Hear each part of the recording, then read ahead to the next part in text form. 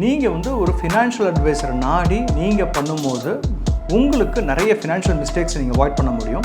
அதே மாதிரி எஸ்டபிள்யூபியை பெட்டராகவும் உங்களுக்கு அது வந்து ஒர்க் பண்ணுற மாதிரி அவங்க ஃபிக்ஸ் பண்ணி கொடுப்பாங்க. சின்ஸ் எஸ்டபிள்யூபியை பொறுத்த வரைக்கும் பெரிய லம்சம் அமௌண்ட் இன்வால்வ் ஆகிறனால நம்ம இதில் வந்து கொஞ்சம் கேர்ஃபுல்லாக அணுக வேண்டிய ஒரு விஷயமா இருக்குது. அதாவது நான் பேங்க் எஃப்டியில் போட்டேன், அவருக்கு 7% 8%ங்கிற மாதிரி இன்ட்ரெஸ்ட் எனக்கு வர மாதிரி எஸ்டபிள்யூபிங்கிறது எனக்கு இன்ட்ரெஸ்ட் பே அவுட்டுங்கிற மாதிரி நினச்சிக்கிறாங்க. It is not so.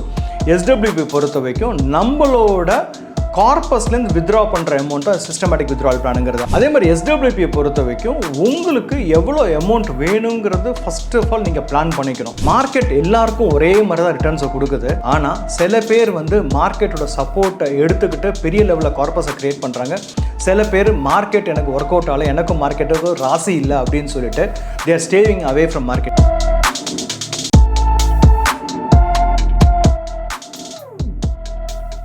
வெல்கஃபே நேயர்களுக்கு வணக்கம். நான் Mahesh, CEO and founder of Future Wealth Investments. இன்றைக்கி நம்மள நிறைய பேர் வந்து எஸ்டபிள்யூபி பற்றி நம்ம கேள்விப்பட்டிருக்கோம் அண்ட் நிறைய பேர் எஸ்டபிள்யூபியும் பண்ணிகிட்ருக்காங்க. ஆனால் இதில் வந்து நிறைய பேர் மிஸ்டேக்ஸும் அந்த எஸ்டபிள்யூபியோடு சேர்ந்து பண்ணவும் செய்கிறாங்க. இன்றைக்கி பார்க்க போகிற கான்டென்ட்டில் பார்த்தீங்கன்னா எஸ்டபிள்யூபியில் நம்ம மிஸ்டேக்ஸ் எப்படிலாம் தவிர்த்து எஸ்டபிள்யூபி எஃபிஷியண்ட்டாக எப்படி கொண்டு போகலாங்கிறத பற்றி நம்ம இன்றைக்கி நம்ம டிஸ்கஸ் பண்ண போகிறோம். Please stay connected.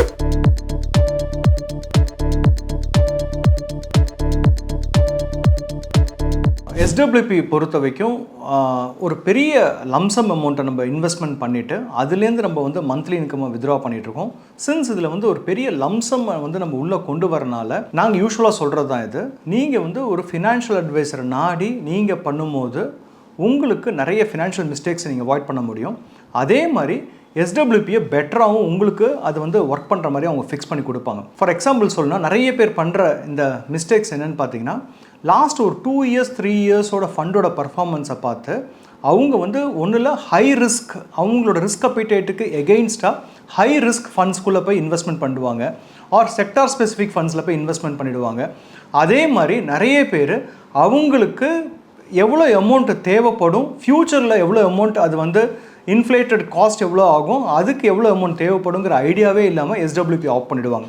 இந்த மாதிரிலாம் பண்ணும்போது over a period of time நம்மளோட கேபிட்டல் எரோஷன் ஆகிறதுக்கான வாய்ப்புகள் ரொம்ப ஜாஸ்தி. சின்ஸ் எஸ்டபிள்யூபியை பொறுத்த வரைக்கும் பெரிய லம்சம் அமௌண்ட் இன்வால்வ் ஆகிறனால நம்ம இதில் வந்து கொஞ்சம் கேர்ஃபுல்லாக அணுக வேண்டிய ஒரு விஷயமா இருக்குது. இதில் ஃபர்ஸ்ட் அண்ட் ஃபோர்மோஸ்ட் திங் என்னென்னா, நீங்கள் டெஃபினட்டாக ஒரு ஃபினான்ஷியல் அட்வைஸரோட ஹெல்ப் இல்லாமல் பண்ணுறதுக்கு ட்ரை பண்ணாதீங்க.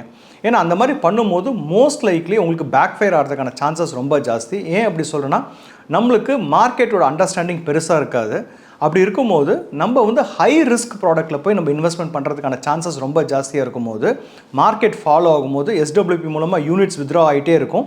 அதே டைமில் நம்மளோட கேபிட்டலும் எரோட் ஆகும். இது ஃபஸ்ட்டு பாயிண்ட். எஸ்டபிள்யூபி பொறுத்த வரைக்கும் நிறைய பேர் வந்து ஒரு பேங்க் எஃப்டியோட கம்பேர் பண்ணிக்கிறாங்க. அதாவது நான் பேங்க் எஃப்டியில் போட்டேன், அவருக்கு 7% 8%ங்கிற மாதிரி இன்ட்ரெஸ்ட் எனக்கு வர மாதிரி எஸ்டபிள்யூபிங்கிறது எனக்கு இன்ட்ரெஸ்ட் பே அவுட்டுங்கிற மாதிரி நினச்சிக்கிறாங்க. It is not so.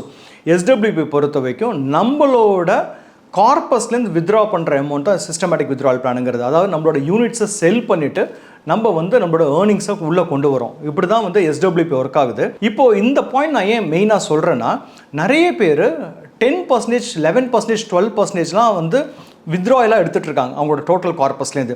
இந்த மாதிரி எடுக்கும்போது மார்க்கெட் திடீர்னு ஃபால் ஆகும்போது பெரிய லெவலில் அவங்களுக்கு வந்து கேபிட்டல் எரோஷன் ஆகிறதுக்கான வாய்ப்புகள் ரொம்ப ஜாஸ்தி. அதனால் எஸ்டபிள்யூபியை பொறுத்த வரைக்கும் எப்பயுமே நீங்கள் ஒரு 7 or 8% மேலே, அதாவது நீங்கள் இன்வெஸ்ட் பண்ணுற அமௌண்ட் வந்து ஈக்விட்டி ஆர் ஹைப்ரிட் ஃபண்ட்ஸ் எதில் இருந்தாலும் நீங்கள் 7%, மேக்ஸ் டு மேக்ஸ் 8%க்கு மேலே சிஸ்டமேட்டிக் வித்ட்ராயெல்லாம் நீங்கள் வந்து கொண்டு போகாத மாதிரி ஆஃப் பண்ணாத மாதிரி பார்த்துக்கோங்க.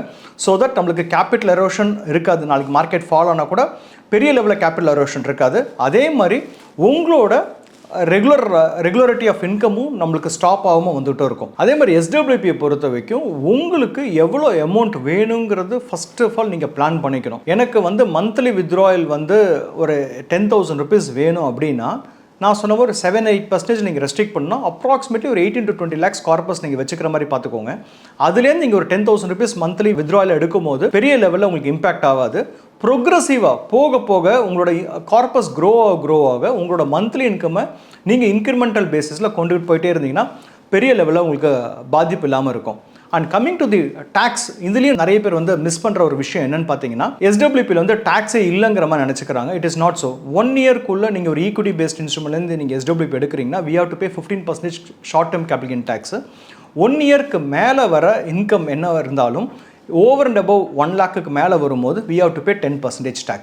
ஸோ அதனால் நம்மளுக்கு இதை பற்றின புரிதலும் இருக்கணும். ஸோ இந்த மாதிரி நிறைய விஷயம் நம்மளுக்கு வந்து இதில் இன்வால்வ் ஆகிருக்கிறதுனால better always go ahead with financial advisor and then you do your SWP plan. இதுக்கு முன்னாடி நான் சொன்ன ஒரு 4-5 ரீசன்ஸை விட நான் இப்போ சொல்ல போகிற ரீசன் வந்து ரொம்ப ரொம்ப முக்கியம். ஏன் வந்து உங்களுக்கு ஃபினான்ஷியல் அட்வைசரை நாடி நீங்கள் பண்ணணும் எஸ்டபிள்யூபி பிளான் அப்படிங்கிறது பார்த்தீங்கன்னா, நீங்கள் ஆஸ் அ லேமேனா நார்மலாக நம்ம என்ன பார்ப்போம்னா ஃபண்டோட பர்ஃபார்மன்ஸை பார்ப்போம். லாஸ்ட் 1 இயரில் எனக்கு எவ்வளோ ரிட்டர்ன்ஸ் கொடுத்துருக்கு, லாஸ்ட் 3 இயர்ஸ் எவ்வளோ ரிட்டர்ன்ஸ் கொடுத்துருக்கு, அந்த அளவுக்கு தான் நம்மளால் பார்க்குறதுக்கான அந்த விசிபிலிட்டியே இருக்கும்.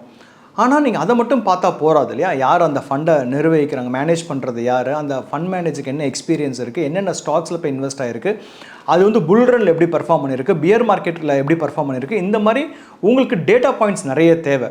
அப்படி இல்லாமல் நீங்கள் லாஸ்ட் 1 இயரில் ஒரு செக்டார் வந்து ஒரு 70% 80% க்ரோ ஆயிருக்குன்னு சொல்லி அதில் போய் நீங்கள் உங்களோட எஸ்டபிள்யூபி ஃபண்ட்ஸை நீங்கள் போட்டுட்டு அதிலே நீங்கள் எஸ்டபிள்யூபி எடுக்க ஆரம்பிச்சிங்கன்னா செக்டார் ஃபண்ட்ஸ்லாம் கீழே விழுந்துன்னா திருப்பி பவுன்ஸ் பேக் ஆகிறதுக்கு 4 to 5 இயர்ஸ் ஆகும். அதுக்குள்ளே உங்களோட கேபிட்டல் எரோஷன் ரொம்ப சிவியராக இருக்கும். ஏன்னா கீழே இறங்கும் போதெல்லாம் எஸ்டபிள்யூபிலேருந்து நீங்கள் எடுக்கிற யூனிட்ஸ் வந்து குயிக்காக ட்ரைன் அவுட் ஆகிட்டு போயிட்டே இருக்கும்.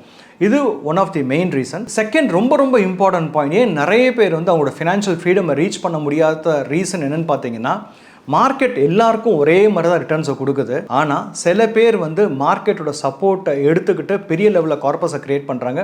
சில பேர் மார்க்கெட் எனக்கு ஒர்க் அவுட் ஆகலை, எனக்கும் மார்க்கெட்டுக்கும் ராசி இல்லை அப்படின்னு சொல்லிட்டு they are staying away from market. இதுக்கெல்லாம் மெயின் ரீசன் பார்த்தீங்கன்னா they are not able to manage their emotions. கண்டிப்பாக உங்களோட ஒரு 15-20 இயர்ஸ் ஜேர்னியில் மார்க்கெட் ஒரு 3 வாட்டி ஏறும், 4 வாட்டி கீழே இறங்கும். இந்த மாதிரி டைம்லலாம் உங்களோட எமோஷன்ஸை உங்களால் நீங்கள் மேனேஜ் பண்ணுறது ரொம்ப ரொம்ப கஷ்டப்படுவீங்க. டெஃபினட்டாக ஒரு 1 பாயிண்ட் கான்டாக்ட் இருந்ததுன்னா பெட்டருங்கிற மாதிரி நீங்கள் ஃபீல் பண்ணுவீங்க.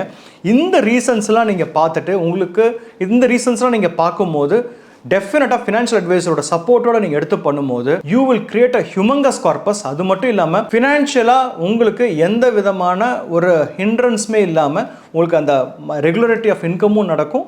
அண்ட் இதை தவிர நாளைக்கு நமக்கு எதாவது ரிஸ்க் ஆகும்போது ஃபேமிலிக்கு அந்த ட்ரான்ஸ்ஃபர் ஆஃப் அசட்ஸும் ரொம்ப ஸ்மூத்தாக பண்ணி கொடுப்பாருங்க. ஆஃப்டர் வாட்சிங் டுடேஸ் கான்டென்ட் உங்களுக்கு வந்து இன்றைக்கி வந்து எஸ்டபிள்யூபியில் என்னெல்லாம் மிஸ்டேக்ஸை நம்ம தவிர்க்கணும் அப்படிங்கிறத பற்றி நீங்கள் இப்போ புரிஞ்சுக்கிட்டு இருப்பீங்க. நம்ம இன்றைக்கி பார்த்த இந்த விஷயத்தெல்லாம் நீங்கள் கன்சிடர் பண்ணிவிட்டு உங்களோட இன்வெஸ்ட்மெண்ட் ஜேர்னியை ஹாப்பியாக கொண்டு போங்க. அண்ட் இது ரிலேட்டடாக நம்ம இன்னும் வரப்போகிற எபிசோட்ஸை நிறைய பேசலாம். இன்றைக்கி பார்த்த இந்த கான்டென்ட்டில் உங்களுக்கு ஏதாவது இன்ஃபர்மேஷனோ இல்லை டவுட்ஸோ குவெரிஸோ ஏதாவது இருந்ததுன்னா ப்ளீஸ் கமெண்ட் செக்ஷனில் பாஸ் பண்ணுங்கள். We are happy to help you out. இன்னொரு வீடியோவில் நம்ம மீண்டும் சந்திக்கலாம். நன்றி, வணக்கம். இந்த வீடியோ உங்களுக்கு பிடிச்சிருந்தா லைக் பண்ணுங்க, ஷேர் பண்ணுங்க, கமெண்ட் பண்ணுங்க. மறக்காம வெல்த் கஃபே தமிழ் சேனலை சப்ஸ்கிரைப் பண்ணிட்டு பெல் பட்டனை கிளிக் பண்ணுங்க.